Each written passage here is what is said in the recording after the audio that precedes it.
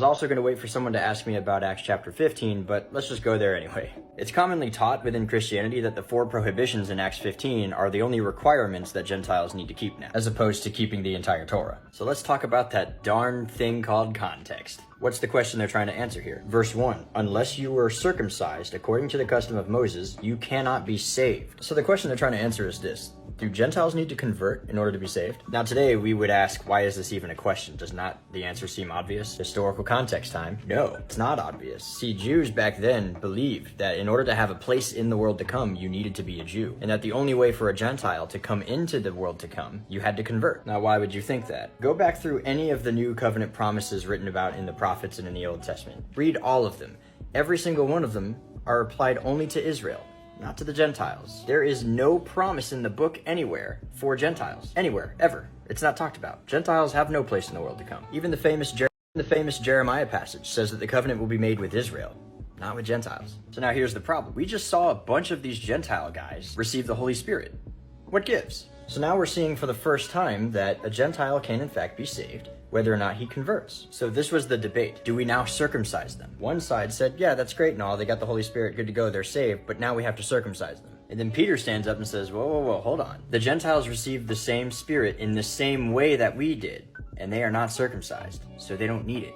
The whole assembly that was listening to him fell silent because it was a really good argument. The reason it's a good argument is because the other side's argument implies that salvation can be achieved through a system of works. Now here's the dirty little secret most Christians don't tell you. Judaism does not teach that you can achieve salvation through works. Nope. No Jew anywhere in the world, no Orthodox Jewish man would ever tell you that you can be saved through works. No Orthodox Jew would ever say that you have to keep the whole Torah in order to be saved. This is a huge common misconception within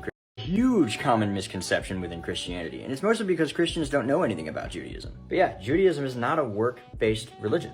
It is in fact a faith-based religion. That's why the whole crowd fell silent. They agreed with him. It made sense. But now we still have a problem. Judaism is not a work-based religion, but there's an aspect within Judaism that attempts to abstain from any sense of idolatry in any way, shape, or form. And Gentiles are a bunch of idolaters. You see, the problem is, unless a Gentile converts, Gentiles were basically required to practice idolatry. So the biggest issue is we have these Gentiles who had just came back from the temple idol and probably did some temple idol ritual thing, and now they want to hang out in the synagogue.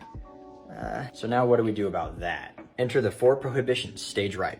I don't have time to get into it now, but all of the 4 prohibitions are against idolatry. But here's the kicker. For Moses from ancient generations has had in every city those who proclaim him, since he is read in all the synagogues every Shabbat. What does any of that mean? All right, Gentiles want to come into the synagogue. They're tainted. What do? We need to get them into the synagogue, but they can't go through a full conversion process, because the conversion process can take years. It takes something like 3 years minimum to convert to Judaism if you're a Gentile. That's the yoke that neither he nor his forefathers could bear. Can you imagine before you were allowed to even go into a synagogue, you were expected to be fully Torah observant, all 613 commandments perfectly before you even allowed to attend?